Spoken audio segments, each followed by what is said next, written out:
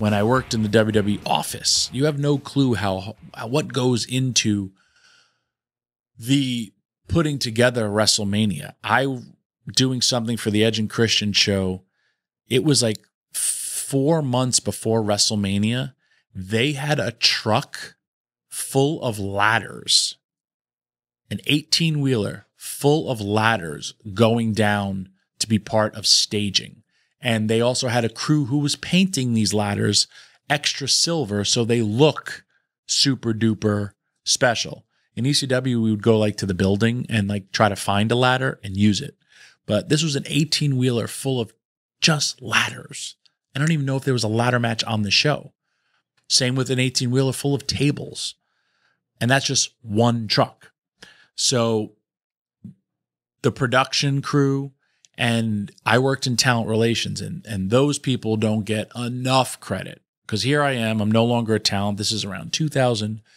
What year was it? 2000. I don't know. It was the year of Edge and Mick Foley in their match. So it's my first year working talent relations, WrestleMania. You work around the clock. So before that, and there's always drama. Man, we had some drama that year. And and as a talent, if you're listening to this, whatever you do, don't mess up WrestleMania weekend, because somebody usually does. And when you do, it's career suicide. Somebody will bite the bullet on their career and get fired because of something they did at WrestleMania. So I'm working in talent relations, and that encompasses greeting the talents when they come in, making sure their families are okay, making sure their hotels are okay. Anything that goes on, making sure the talent is there for their appearances, making sure extras are involved. You have a whole list of jobs. Basically, anything that has to happen, you're part of it. You're a coordinator. John Laurinaitis, my boss, he's the head of it. But myself, the current now boss, Mark Carano, he was in charge of events and appearances. You have the travel department there, and all these people I work with, every day. But now we're all out on the road at WrestleMania. We come in early. And Vince McMahon comes up to me, and the agent, Johnny, comes up to me. He's like, hey, Vince wants to talk to you. So I'm all right. So Vince comes up to me, and he's like, hey, I want you agent this match and help because we need your input. And I was like, whoa, what an honor. It was Mick Foley versus Edge. So he's like, yep, I don't remember who the agent is. Maybe it was Dean.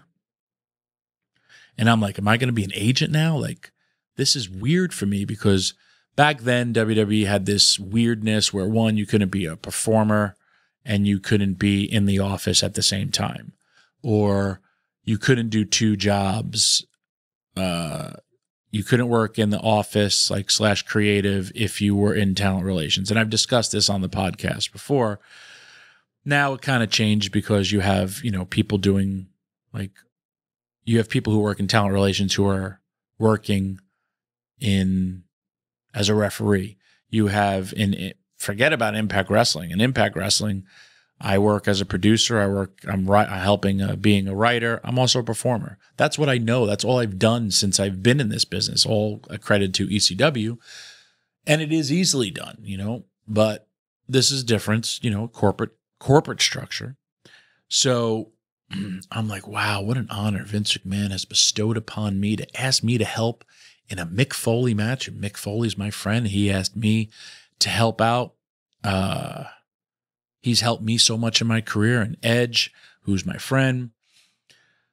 So they also had a ring set up in the hotel, which they would call the practice ring if anybody wants to go over anything. Or, again, everything has to be timed. It's a show. And you want to make sure you hit it.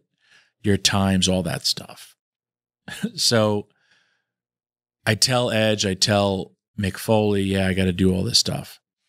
I'm working an 18-hour day, and that is no joke. You're on call 24/7 like you're a doctor when you're in talent relations, but this is an 18-hour day. And they went to do something, and the top rope broke in the practice ring, and Edge was in the ring doing something, and he almost got severely hurt. And, you know, he had the neck issue and the top rope broke and everyone was going crazy because then, you know, why did the ring break? The top rope broke.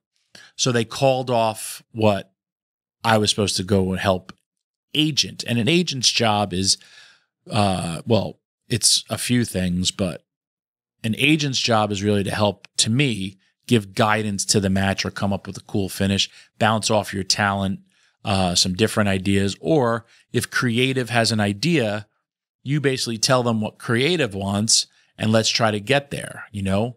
Because you may need key points or specifics met that a wrestler don't know, and you do somewhat need them on a WWE situation or even an Impact Wrestling situation. So, and it's a different job title.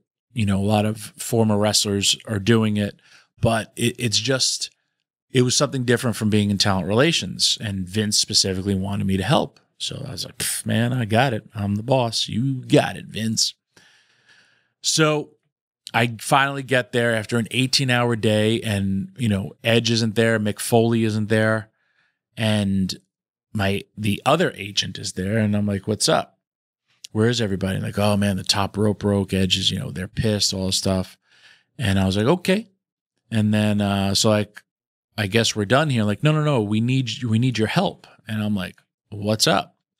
So if you remember that iconic moment of Edge versus Mick Foley in Chicago and the spear through a flaming table.